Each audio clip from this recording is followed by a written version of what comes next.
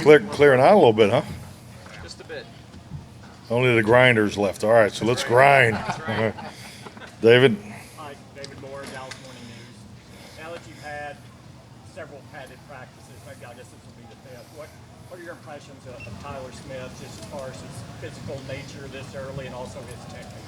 Well, I mean, his physical nature, Tyler Smith is everything we thought it was. I think he's having a good camp for a young guy. But I mean, I look at Tyler and I look at all of our young players, particularly in the defensive and the offensive front.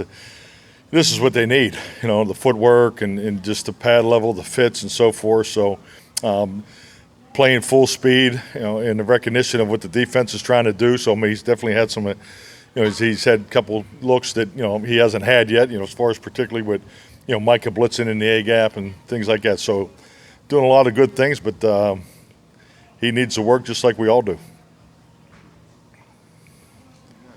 John Michaud, The Athletic. Mike, from 2009, 2010, your team's in Green Bay. It seems like you were able to keep most of that coaching staff together, and then you guys end up winning the Super Bowl, obviously. You have most of your staff back this year from last year. Just Like the way you're thinking, John. What is the biggest advantage from that? Is it out here? Is it during the week? Is it during games? Where do you think you get the best advantage from that? I mean, continuity of your coaching staff to me is so beneficial on all fronts. I mean, just, number one, you look at the coaching profession, the time that you spend together, the commitment, what the families give up, being into that, frankly, getting to know your staff, on a personal level more. So that's definitely, because coach's operations has a culture of its own too. So, and definitely be able to grow that has been a benefit. But then, then you get into the pure football component of it. The adjustments are seamless. I mean, if you're able to sit in the offense and defensive staff meetings, you're not really dissecting.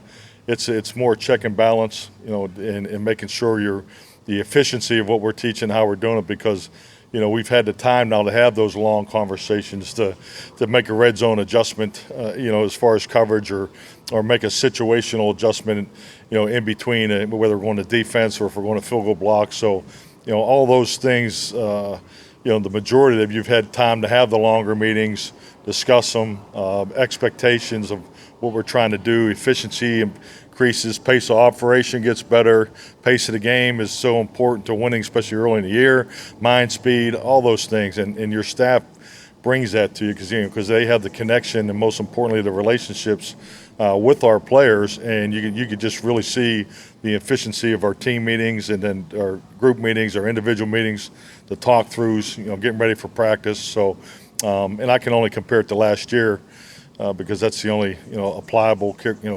opportunity, and we're in a good spot today compared to where we were last year.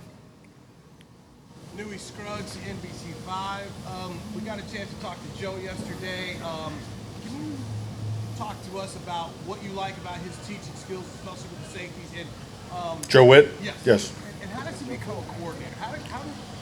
Well, I mean, Joe Witt's coordinator already. That's not a if. It's just a when. I've had the true privilege and opportunity to work with Joe for a lot of years. Over a decade, and watched him, grow from quality control, throughout the years. So excellent football coach, teacher. Love the way he not only coaches in the classroom, but Joe's really good on his feet and on the field. We always talk about coaching on the grass. The most important part of our job is what we do on the grass with our players, and I think that's clearly one of Joe's biggest assets. So, Joe just needs to just keep going, and he's done so many excellent things over the years. I'm great respect for him. How would you evaluate Greer and Cooper Rush right now? I'm sorry, Kelvin. How would you evaluate Will Greer? Will Greer? Rush? Yeah. I think Will's taking a big step. I mean, you can see the instinct and awareness that, he was always, coming out of college, I think it's something that jumped out for him. Will's played a lot of quarterback. He come out of the womb playing quarterback for his dad. So now you're starting to see that in his comfort in our system and getting through the checks, where to go with the ball. And, now he's just playing quarterback again. I think, coming here when he did last year, there's definitely a, transition through the terminology, the language, and all those types of things. But I really like the camp that he's had. He's definitely made a move this week. Cooper Rush is very consistent. Cooper, what I love about Cooper, he's the same guy every day, super consistent, very bright. Has great grasp of not only what we do and how we do it, but just really he's proactive with his adjustment thinking. He's great for the room. He's great for Dak, and he's always going to the right place with the football. So I think Cooper's had a very consistent camp. Mike, Todd Archer of the ESPN. Today's practice, day before an off day, do you grind on him a little bit more on a day like today? Is it more game-like situations? Anything special about today's practice? It's really what we're the whole week, Todd. I mean, I think it's natural, and I think you can make a mistake there. Have made those mistakes where you think it's the last one of the week, and you might push them a little bit. We actually cut a little bit of the practice out, and it's just really trusting the conversations with the medical staff and just watching each player's workload. So we spend a lot of time making sure we try to hit these guys. But and I say it every time we talk about this, but we're able to push them here in Oxnard. That's part of the beauty of working in California with this weather. But it's really looking at the whole week and everything leading up to where we are today. So, but yeah, it should be a heck of a practice. I know there's a big crowd out there, and I know our guys are looking forward. I thought they had really, really good energy in the meetings. Say hello to Mexico. Hi, Andrea Sola from Mexico City, TV Azteca. We love Dallas Cowboys in our country, so we wanted to know what's about Isaac and Jonathan progressing. Oh, he's doing great, and thanks for being here. But Isaac's doing great. I think just the thing that you appreciate about him is, just all the extra work that he's done. I could just recall my first year with him, and where he is today is, he's made tremendous strides. So he's done a great job with his body. I mean, his strength and conditioning has been exemplary. So, but he's definitely going to be competing in the preseason games, and he's done a great job. Brad Sham, Cowboys Radio. Following up on Calvin's question, I'm really not asking about the individual players so much, but I'm curious how you think the competition between Greer and Rush is similar to or different than the competition between Rush and Gilbert a year ago. Good question. I think it's different on a number of fronts. I think where we are as an offense, in the quarterback room is a little different than we were last year. I think the growth of really having a chance to work with all four of those guys on a daily basis now for 2 years gives us more clarity of really where everybody is. And frankly, it's and once we get through next week's practice, it's based on how these preseason comes down, I think that it'll really give all three of those guys, Cooper, Will and Ben, a chance to get a great evaluation. So, I mean, that's the outlook, and hopefully we can hit the practice targets, as far as our work today, next week, and so forth to get to that point. It's Clarence Hill, Forward Star Telegram. Any of the injured guys coming back, getting running backs, tight ends, and piggybacking off that, especially with the running backs. We saw Zeke running as a full lead back with Tony in the That's scheme, Clarence. He does this all the time. John, help him out. I can't talk scheme up here. It's illegal. I mean, guy, you got everything on video already. I'm checking all your accounts. I mean, yeah, you guys got better angles in our video department. But yeah, Zeke's doing a lot for us. I think just like anything, I think it's obvious that Zeke and Tony need to be on the field. So I think that's part of it. So we'll just stay in the personnel group, Clarence. Okay, good. Any of those guys coming back, and Champ will be back. I don't think we really have anybody else, coming back today that didn't practice. Yeah. Leighton's back. Yeah, he got back last night. Yes, from. Christy Scales, Cowboys Radio. Jabril Cox went through mock game yesterday. Yes. Is he going to be full go today? That's a TBD. We're gonna work him early, but the goal was to get him out there today. I know I talked about yesterday, but Britt wants to work him early, so then we'll make a determination. With Barr on PUP, is there an injury situation or a ramp up with? Ramp up, yep, definitely. Anthony, we're going to take him through a ramp up just to make sure he's good to go. So you'll see him increase his individual work today, and then we'll make an evaluation and see where his workload will be on Monday. On McCormick was the guy that you projected as a safety transition year last year. Has he caught on to the position now, and what are you seeing? Oh yeah, I think Israel is one of our. If you look at the off-season program, talk about a young man that took a second-year jump. I've always appreciated seeing him, obviously in the AM workouts, the voluntary AM workouts, and then you see him out there in the afternoon doing it again. So, and it's nice to see young men put in the extra time and make that jump. So he's obviously very comfortable. Obviously the games will be huge for him, just like it would be for any young player that didn't have a lot of opportunities in his first year, but so far so good. I mean, he looks good in the different personnel, the big nickel packages, and definitely looks to be establishing himself on special teams. So I think all the work that needed to be done from last year to this point, he's done an excellent job. A lot stronger, looks good. Don't you think? A little feedback here. You guys act like this is a two-way street. I know it isn't, but. Yeah. Oh, boy, do we. Skylar Dixon with the AP.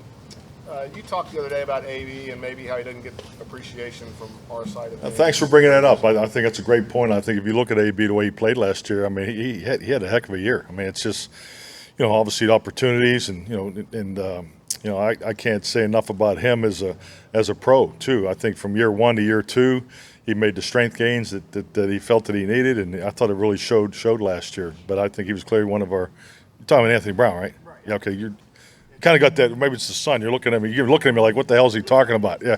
Well, he and Jordan have kind of piled up the years here together, kind of quietly, maybe even more so with all the headlines that Trayvon got last year. I just kind of wondered what you thought the value of those two guys was in that group and the continuity that they brought even before you were here. Oh, definitely. I mean, that was definitely, and you could even throw Cheeto in there. I just know coming in the first year, I was excited about those guys, the group, and Xavier also. So, but free agency, things change, and you got to make decisions. But, Anthony and Jordan are they're part of the fiber of our football team. What I love about those guys, it's, you try to give them a regen day, and they're still competing at ping pong and basketball, and that's just such a competitive group. And AB is so consistent, and I agree with you. I don't think he was recognized for the type of season he had last year. Patrick Walker, DallasCowboys.com. Both Jake Ferguson and Jeremy Sprinkle were off to the side yesterday doing some resistance band training. Yeah. We're moving pretty well. Are they on track to return next week? Yeah, definitely. I mean, they're doing better than I think expected on initial injuries. So hopefully they're going to do a little more in the rehab today. And but coming off the day off yesterday, their workload with Britt will increase today. Back on Anthony Brown, is he bringing that confidence from last year into this camp? Is he having his best camp? I know you've seen him best. I mean, best camp I've been a part with him. Absolutely. I mean, I think last year, I thought he made a big jump. Coming in, he was stronger, and I just see a very, very consistent player. From last year, and he had the one game against Vegas there. But I mean, if you'd heard the conversations that the officials were here that we talked about, not that you can go back and change calls or anything. We're not complaining, but it was good stuff. So, but I think once again he's super. He's talented. He plays the right way, and he's definitely a lot more comfortable in our scheme, which I think our whole defense is. I think it's just the evident how we're flying around, and the communication on defense has been excellent. So far, and we want to build off that today. But we're off to a real good start, and AB is a big part of that. Brad, since you asked, thank you. Just following up on that, is it hard to make sure that you are coaching the defensive back techniques that you want when the inconsistency in what gets called from crew? I'd forgotten about that Raider game until you brought it up. The inconsistency from crew to crew seems to be maddening. So how do you make sure when you're out here that those guys are doing what you are wanting to coach? I tell you, that's a great question. I was having a hard time looking at your hat there, El Paso Chihuahuas. But I think it's a great question because it really illustrates what we just went through with the officials here. I think the fact that we were able to have the officials, I thought Brad Allen did a nice job, not only in, had them speak in the team meeting, but also in our individual meetings, where we were able to take probably a dozen throws, all these contested catches that we've had out here, and talk them through. And it's just like anything. Like I tell guys, we all know the rules, and they know the rules too. But it's what you'll see in this league is it's not only which roles they're going to emphasize more than others, but exactly how they're going to emphasize them. So I think it's like a lot of things we do. You know, there's primary emphasis, there's secondary, and there's auxiliary. And that's, you know, I do that where we're talking about running the football or defense, technique, and I'd look at officiating the same way. So just the fact that because, you know, that's, you know, DPIs, and, you know, every year we're talking about that as a league, you know, and how that's officiated better. And I think just like anything, when you can create common language, you know, common ideology of what we're trying to teach, because, you know, the worst thing you'd do as a coach is you're teaching in a technique that's now an indicator for them to call an emphasis. Well, that, you know, that's not good coaching. So, and that's really why those conversations are so important, and the fact that they can give you detail, and the fact that they're in your meetings talking through with your players. Because like I tell the players all the time, I mean, you know, they want to regulate the competition. They really don't want to officiate it. And I think there's a difference. You know, they want to keep it fair. And I think just like anything, as a player, if you can communicate, and even the coaches early in the contest, or even, you know, and get on the same page, because, you know, their emphasis in week 1 isn't as consistent as it is in week 9. That's just the way it is. That's the way this game's played. So, you know, they're in tune with that, and we just want to be a better job in tune with that. And because, you know, we want to compete, and we don't want to be taking advantage of trying to play the right way because we're worried about our penalty totals. I told you that in the beginning. We're going to play always the way we want to play with an aggressive play style, but we got to be able to be disciplined at that line and understand where the stress points and what those indicators are that they're really looking for. Kayla Byrne, NFL Network. Forgive me because I just came in a little bit late, so I don't want you to repeat anything. But is there a reason why you signed Barr now instead of a few weeks ago? Well, I mean, just like anything in this league, there's a business component to it. So that's really, I mean, that's a realm that I'm not really directly involved in. But the interest was always there. I think the interest was clearly always there on both sides. And you know, personally, I have the chance to compete against Anthony for a number of years. Just have great respect for his game, and just thrilled to have him here, be part of our football team. Mike, going back to officiating for just a moment, in previous years when the NFL crews have been out here, they've spoken to the media and shown the video, but because there's not any huge rule changes this year, we didn't have the meeting. My question to you is, what did they say are the points of emphasis this year? I mean, there's some things with the uniform, you know, points of emphasis, which is normal. But, you know, I just think, like, when things get out of balance, they emphasize it even more. You know, one of the things I wasn't aware of until Brad and the crew was here was, you know, just how they're going to officiate you know, when the ball goes out of bounds, you know, as far as how they look at the boundary contact. So, because if you look at the history, I don't know, it's been the last 5 or 6 years, there's been a lot more penalties called on the boundary than clearly 6, 7, 8 years ago. So how we coach that and how we emphasize that is slightly different than what we were doing last year. So that goes to Brad's question. That's what I'm talking about. You know, the indicators, the emphasis. So, but in DPI is always a conversation. So we talked about that, defensive holding and the specifics of what they're going to call, what they're not going to call, the judgment of, you know, ball being catchable. So just, you know, things that they're really highlighting, because, you know, there's always been the 5 components of it, but just really what they're looking for. So really the dialogue between the officials and the players, to me, is always the greatest benefit of having those guys here. Now, they love it because they get practice reps, and they get to work the game, work on their craft. And I mean, you think about it, over the years, you know, the officials spent three days in Dallas at a seminar. Now they're going to 3 training camps. So I mean, just to have that interaction increase that much, I'm very hopeful and confident that I think it'll benefit us. Mike, can you take us through your relationship with Rob Davis when you were in Green Bay, and what he brings to you when you wanted to have your staff here? Yeah, I mean, Rob's a key component for me. Always has been. You know, I think, you know, Rob has spent so much time in the locker room and clearly gets the relationship building component. So, you know, his ability to work on the overall culture and the needs of you know, what we do day in and day out. You know, Rob's job, you know, compared to other assistants, you know, his job doesn't really show up in a box score. You know, it's something that, you know, he's been an excellent asset, and his connection to, you know, our coaching staff and our players is unique. So, you know, but he's been able to work with the defensive line, work with special teams, and, you know, also, you know, is going to work some with the offensive line. So just his ability to to be multifaceted, you know, it has been helpful. And, you know, obviously he has the experience of being a snapper, so, you know, just to work there with the special teams has been nice too. One more. I assume you're going to kick again today. Correct. Yesterday, it looked like you put your kickers through a stress test a little bit. How do you think they fared in that? Oh, I think they're getting better. You know, it's definitely. That's why we need the reps. I mean, we recognized that early. I mean, you could just see it. I mean, it's once again, it's training camp for them too. I mean, we need to try to create as much, you know, live action or get it as close to what the game's going to look like. You know, we got a big crowd here today, so you know, it'll be nice to get them work. You know, in the special teams period at the beginning, but also they'll be part of the mojo moment. Alrighty. So inside scoop here, yeah. That's right.